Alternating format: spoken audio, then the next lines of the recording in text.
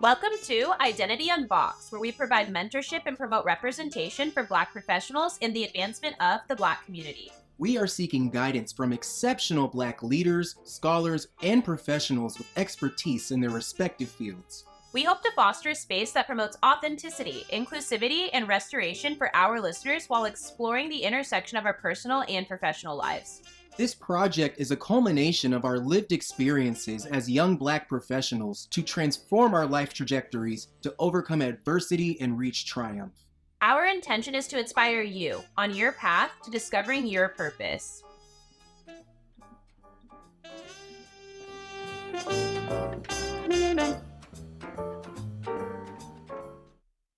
All right. Well, Jay, we are so excited to have you on episode 2 of our podcast, Identity Unboxed. You are a national broadcaster for PBS Nature, journalist for Crosscut, and founder and host of your podcast, The Drive Project.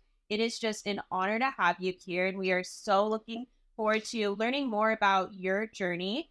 So my first question for you is, your dream to reach this point in your career was nearly 2 decades in the making. Take us back to the earliest stage when you discovered this dream, and who encouraged you along the way? Oh my goodness. Well, first of all, before I get into that, I just want to say thank you to you both, Brad and Tiana. You guys are amazing. There's nothing like taking risk and starting something. And so, it's kind of like your heart's beating fast with like stepping out on an adventure. And so I've been there before, I'm still there. And I commend you both for giving us space as people to be able to share our journeys and our stories. So to answer your question, I believe, the first thing, I've always loved the arts. I've always loved television. And my grandmother, shout out to her, Maxine Hardy, she's my hero. And I'll never forget, probably being like 12, 13 years old, we would watch like television shows. Now, she lived in Buffalo, New York. I lived here in Seattle, but there was like no boundary with us. And I would go back and forth because that's where I was born, but I would go back and forth to visit. And anytime I did, or if we were on the phone, we would talk about television shows. We would watch award shows together. And then one day she said to me, honey, do you think you could do something like that? Because I feel like your personality would be great on TV. And now I'm like, I don't know. I don't know. But I loved the weather. I loved watching our weather people. I loved watching the news or different stories or shows. And so I began to imagine, what would it be like to be a part of something like that? And that was really the beginning. And from there, I started writing a little bit. Fast forward, I've had the opportunity to write my own plays. I've had them at Edmonds Civic Theater, and I put things together, cast people, and then I took the step of getting into productions myself based on my grandmother, again, taking me to the play Medea Goes to Jail by Tyler Perry. Yes, and that's like, to me, it was everything.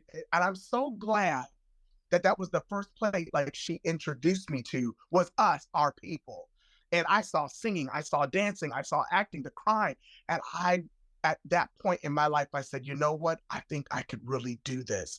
From there, I got into different shows. I had the lead role in Joseph, in the Amazing Technicolor Dreamcoat. We had so many shows, sold out all of them. I was the first Black man to play that lead role in the city of Edmonds at their theater. Kind of cool, like a full circle thing. And then I got into Black Nativity. And so it just began to progress. Took a long break due to, I'll talk about, when you go through a moment of not dealing with things you've gone through, they tend to creep up down the road. And Yes. Black people are known for push the trauma aside, keep on trucking. But you can't live like that. And it's almost like this unknown thing of don't say anything. Don't talk about it. Get over it.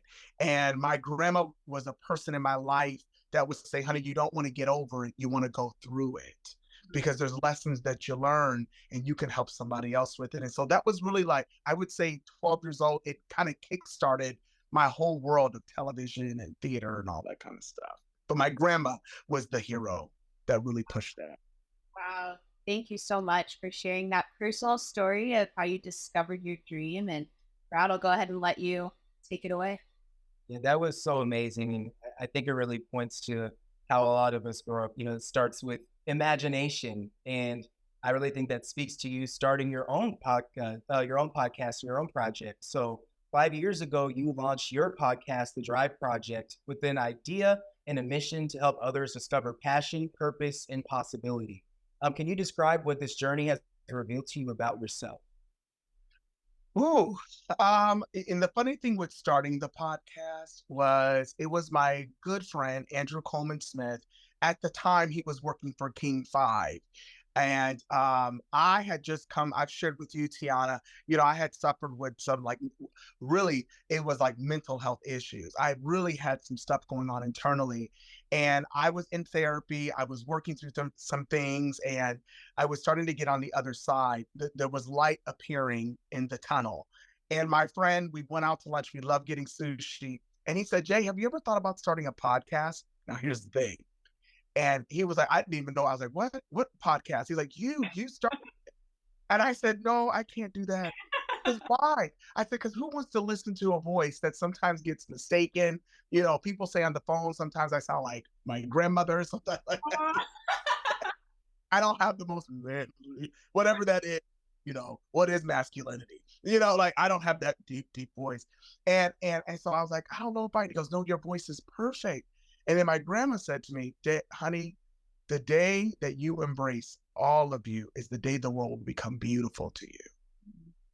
And the podcast revealed to me that it is okay to be vulnerable. Up to this point, it was like, I gave you truth, but as far as like vulnerability that went with the truth, I didn't really want to give that because to me, growing up, vulnerability was looked at as weakness. I found in my podcast about myself was that vulnerability is power. Mm-hmm. And so as you go through the seasons, if you start out, you hear a little bit of the insecurity, even though I'm laughing and I'm talking and I'm interviewing. But in this sixth season, I have given nothing but me. There is nobody else on the podcast. It is only me. It's my voice. And it's like, I'm just owning it. Yeah. And there's something powerful to be said about, it's like me saying to you, well, I live in the city of Kirkland. Mm-hmm. That is true. But if I gave you my address, that's vulnerability. Mm-hmm. And so like my podcast is, I've given you the address to my life. Yeah. I'm living in. And that to me is powerful. It's scary, but I have found that it is okay to do that. And I'm finding my power within it. So hopefully that makes sense. But that's what it is and what I have discovered through the podcast for me. That is so beautiful because I know our experience as Black men, vulnerability is something that is not appreciated or not taught to us, and I think such a part of turning the page is embracing that vulnerability is okay. It is okay to show those sides of yourself. So thank you for sharing. Of course. Yes, thank you so much. And Jay, I wanted to dive in just a little bit more about the genesis of your project, the Drive Project. When you first started, you talk about being vulnerable and you remember sitting there. Could you take us back to that moment, that first episode you recorded? Because I really just love this story where you were kind of like feeling uncertain and should I really do this? And I just feel like it's so important to touch on that, seeing where you are now, just for others to hear. Well, it's when I started telling people about the podcast, everybody that was around me was like, well, make sure you have a studio, make sure you have a good sound, make sure it's this. Oh, you might want to do this or that. And so I was very overwhelmed because at the time, all I had was my 11-year-old laptop that was Apple, that was very slow. And you know what? It was 2018. I was coming out of just, financially trying to get back on my feet. And so I didn't want to put all this money towards it. And my friend Andrew was like, just go get a mic off Amazon. So I went and purchased like a $50 mic. And I was waiting for this feeling of when it was the right time. And I always carry the laptop and the microphone with me wherever I go. And so I remember sitting in my godmother's room, her living room. And I loved it because we were out, she has big windows and it overlooks the water. And I had my laptop and I had the microphone and something hit me. Your dream is not waiting on your perfection.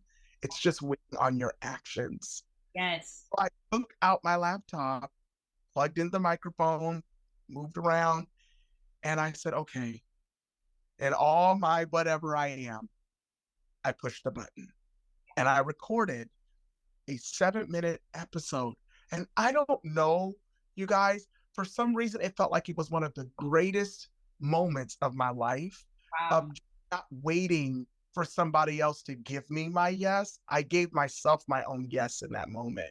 Yes. And that to me was just, it was everything. It was like I came to the altar of my own life and I said, yes. I took my own vows to my pocket. I was like, I'm going to do this. It was so beautiful to me. And there's been moments where I'd be like, but I remind myself of that beginning all the time. Remember, you gave yourself your own yes, and you said it's bigger than you. And that's why I love the podcast, because it's more than just me. I hope that I do it for the one. Yeah. I do it for somebody that's out there waiting to kickstart their dream. And if I could just be a moment that helps your week, your month, or your year, I'm so grateful that you took the time out to listen. Yeah. And I hope it gives them the sense of, you know what, I'm going to give myself my own yes. But I will never forget that moment of starting the podcast and just pushing the button. Yes. And it my dream. It kicked from there. My whole world changed. My whole world changed the moment it started. That is so amazing. Yeah. And it's just so important to remember to tell yourself that you are capable, that you do have the skills. Yeah. And you just have to build up that confidence. And I think as Black people, a lot of times we've been used to being in spaces where we don't see others that look like us or that can model what we are hoping to aspire to. So we are our own worst critic. And often we are afraid that if it's not perfect, we can't do it, right? But Right. nothing's ever going to be perfect. And it's just about taking that leap.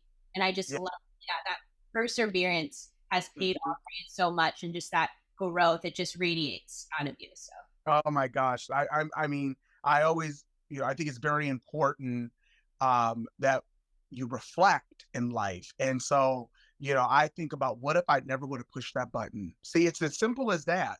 I think about, what if I never would have taken that first step? I would not have the things I have today. My life is completely flipped. All because that, yes, I no longer was waiting for somebody to discover me. I went and discovered myself. yeah. That is huge, because a lot of times we say these things, and I've talked about it. I'm just waiting for America to discover me. Yes. But the reality of it is, you have to discover yourself, and they're drawn to what you've discovered. So until you discover all of you, and it's a journey, right? It's a constant journey of learning about yourself. But the more and more you learn, the more and more they become aware of it. Yeah. And so then you give them permission to come in on that discovery. Yeah. Because if they give you the yes first, they might control the yes. But if you give yourself the yes first, you're in control, and you can say no to certain things. But that's a whole nother. But yeah. Yeah.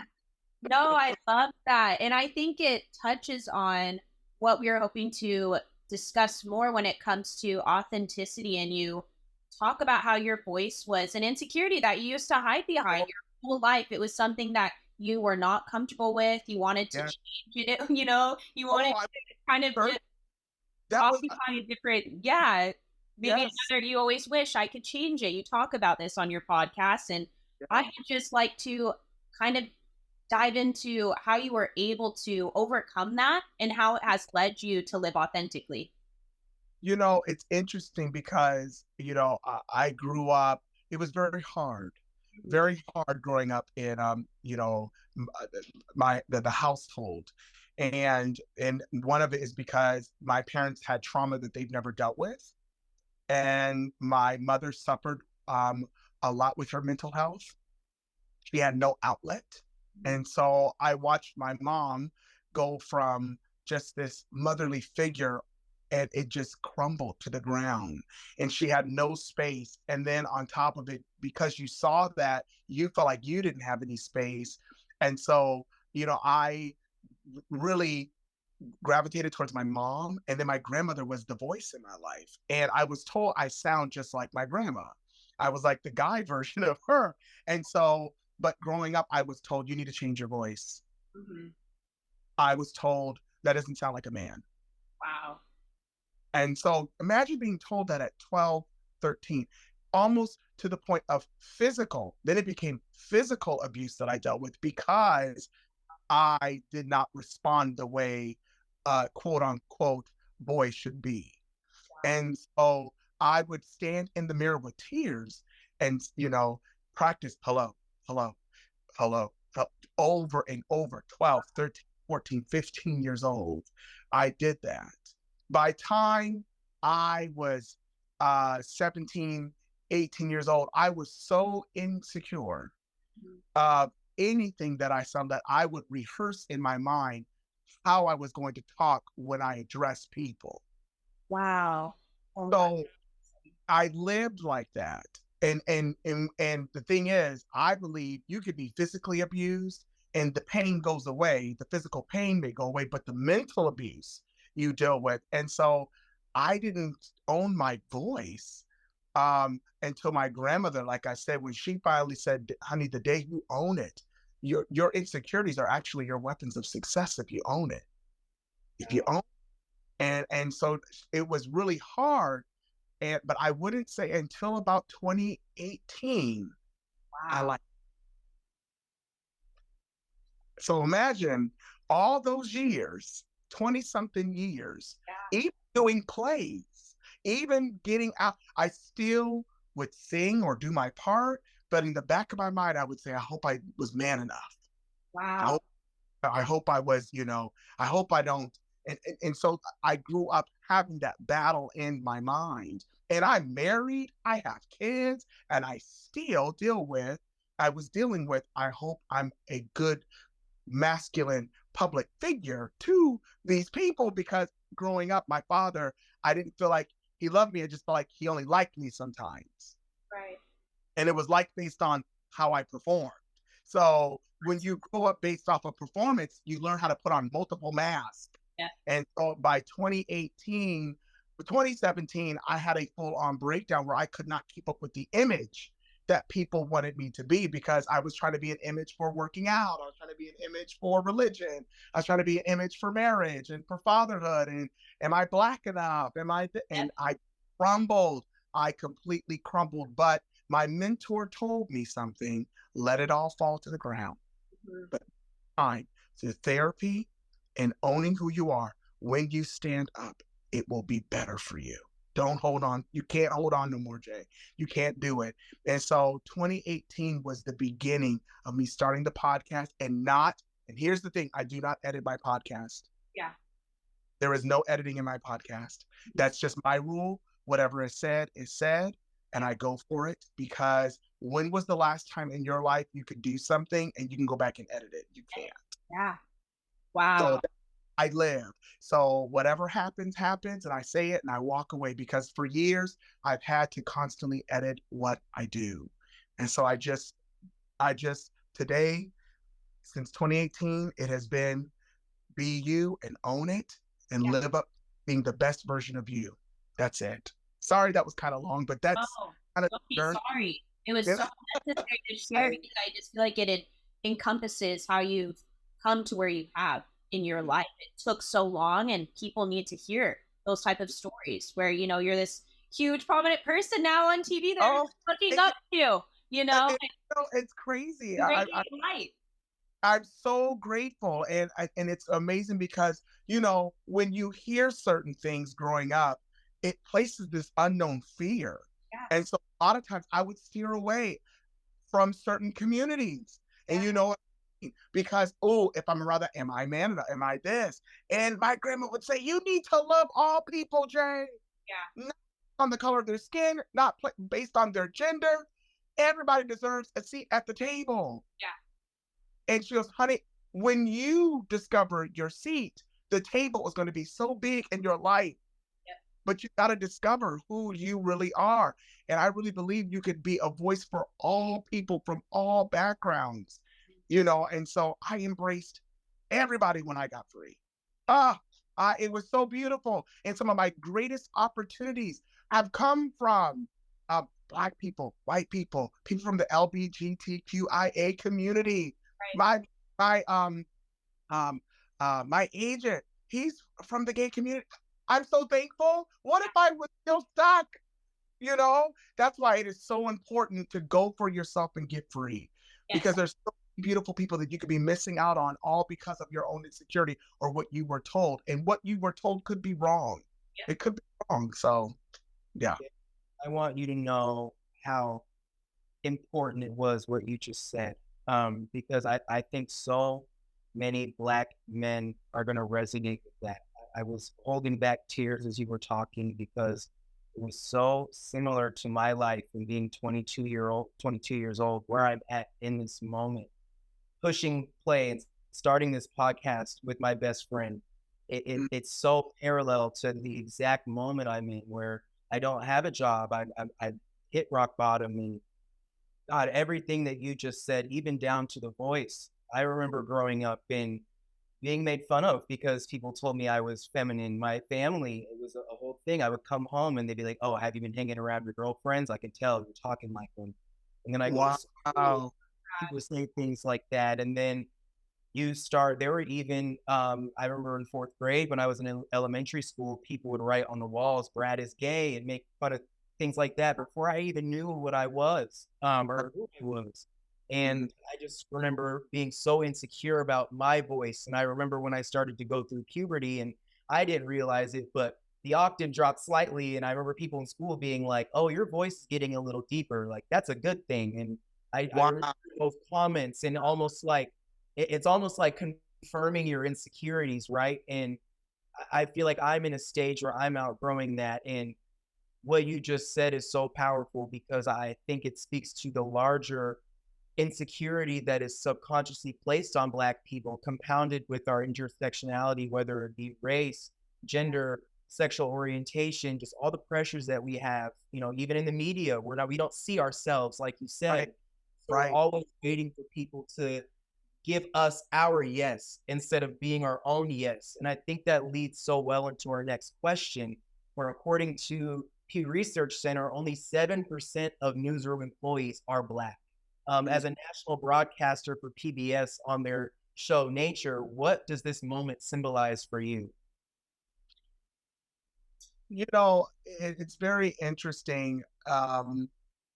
It's a fight, but also I remember walking down the hallway when I got to New York to film the first national piece.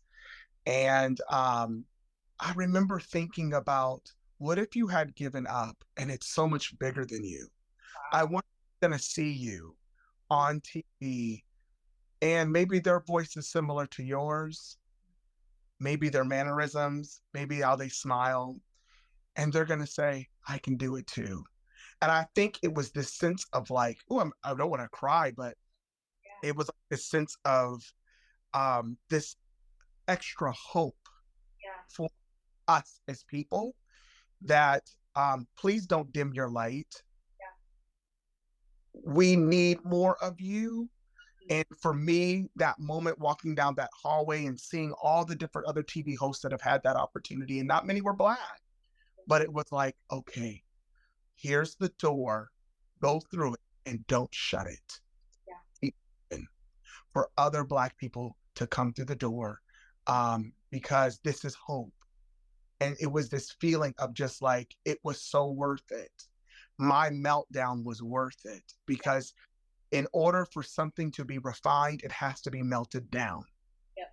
Anything that is worth, think about the jewelry, the gold, we want it, right? But if you were told that you're going to have to go through a melting process in order for the best version of you to come forth, most people would run from it. And so I was thankful for the fact that I have been vulnerable and I've embraced all of it to get to this moment. It wasn't like, I don't know, people said it wasn't like, ooh, I did that. No, it was more like, thank you, God. I have lived through the pain, through the trauma to get here, but it doesn't stop. Hold the door open so that other people can come through and cross over with you. And so I always tell people, it is bigger than you. When I began doing that taping, I realized it is so much bigger, and keep going. And so I don't know. It was just everything. I thought about Viola Davis. I thought about the Denzel. Wow. About, Sidney Poitier, Cicely Tyson, like Tyler Perry's, Oprah Winfrey's, all the people that I have watched and that have inspired me to, like, every time I want to give up, Gail King, Michael Jordan. I don't play any sports, but these are like Michael Jordan. I think about all these prominent people that I have watched. Mhm. And I thought about, oh my God, this is my moment to go through and be an example. Right. So do it right and be you. And you know what I love? The president for PBS distribution, he picked me up from the airport. It was so fun. Oh, They were just gonna send me an Uber, baby. But yeah. he picked me up from the airport and we're driving and he said, what got you here was you, Wow. being That's you. huge. I could be at any network, you guys, and I would love to I hope to do Netflix and Yeah. Hulu. And I feel it. I hope to do BET, but I'm so glad I started nationally or even just locally with KCTS9 PBS here. I'm glad I started with the PBS family because I didn't have to be anybody else. Yeah. They hired me based on my voice, who I am, and how I connect. And so I'm very grateful, and nothing against the other networks. Awesome. Love what they do. But I'm just glad I started here because my whole life, like I've said, I've had to wear a mask. I've been able to go national being me. Yeah. That's wild. And all my blackness and all my octaves of voice, Yeah. all of, and that's what I hope. I felt hope. You can get to a place and still be you. So Yeah. whatever Hollywood is painting, you do not have to buy into that narrative. Right. Be you. So it's a choice. It really is a decision. And you might not get there as fast. It took me years to get to TV. You might not get fast, but when you get there, your character will keep you in the room, baby. It's worth it. It's worth you being true to you, your character. So I hope love that that. makes sense.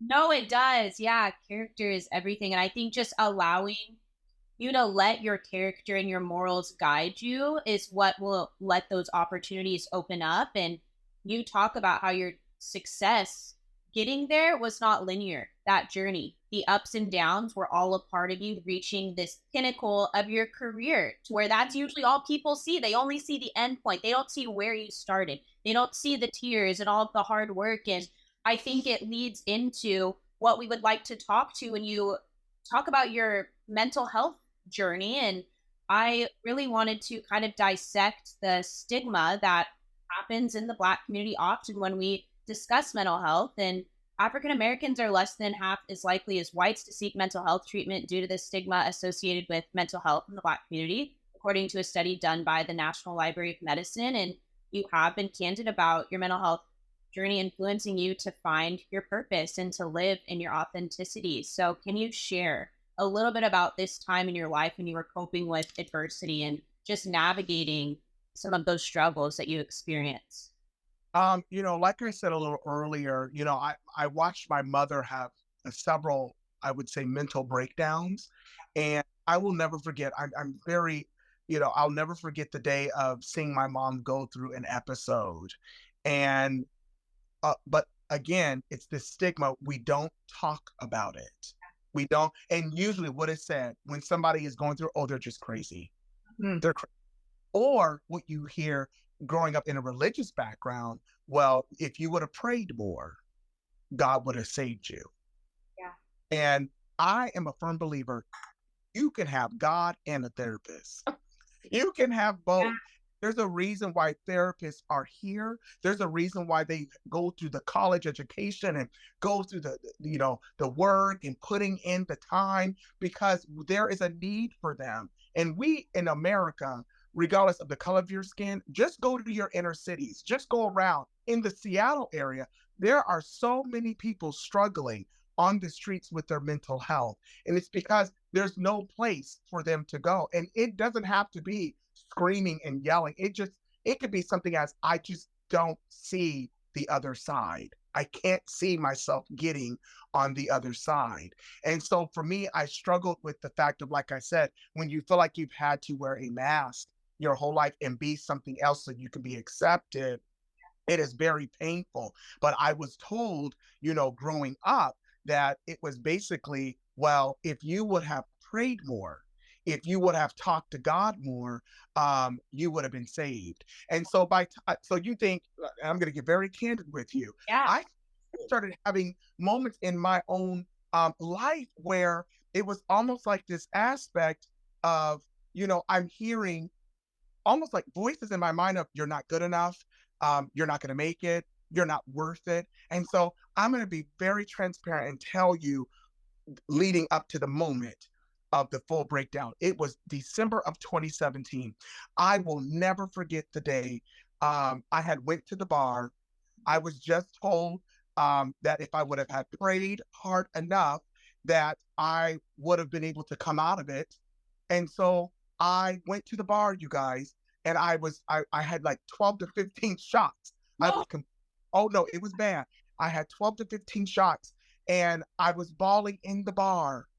I was bawling in the bar. And at that point, I just felt like my life was not worth living. I couldn't cope with religion.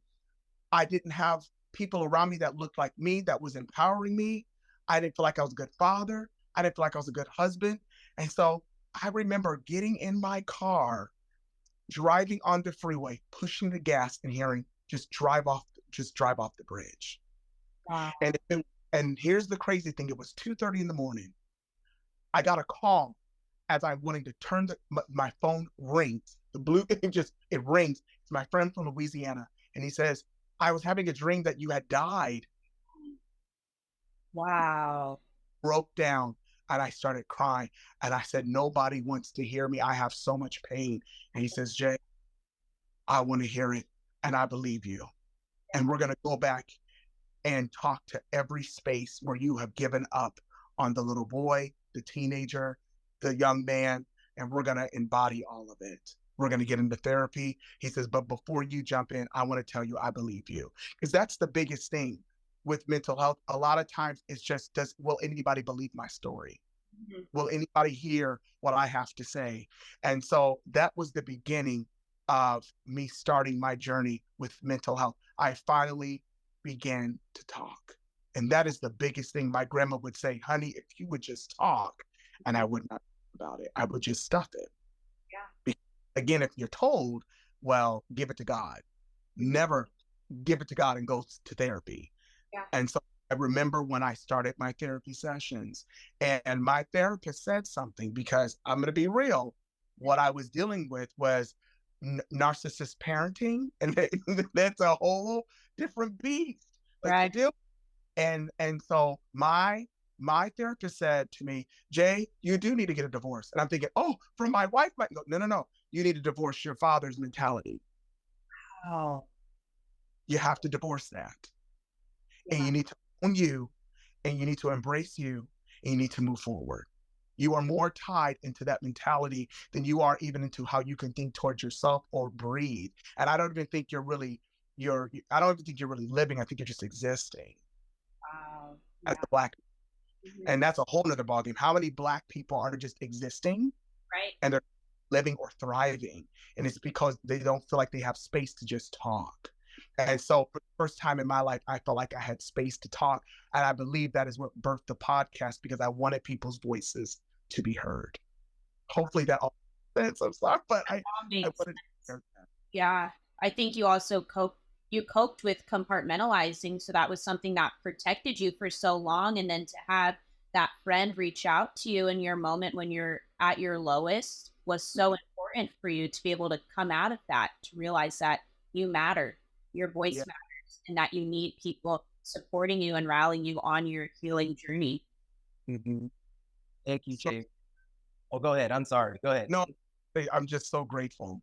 I'm so grateful that something came in and saw me at my low.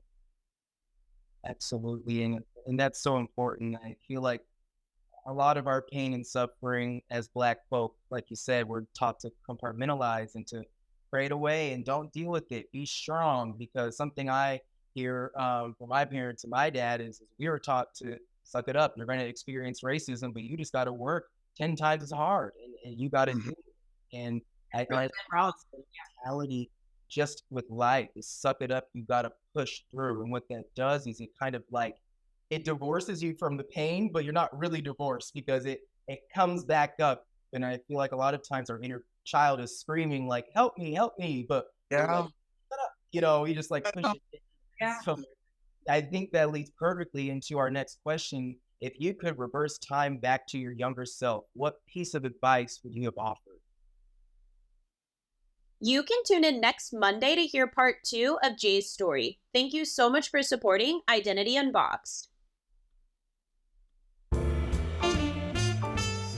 We are so grateful for your support, and thank you for listening to Identity Unboxed. Authenticity is your guide to cast an impact on the world that you will be proud of. Signing off with pride, Tiana And Brad. Thank you so much.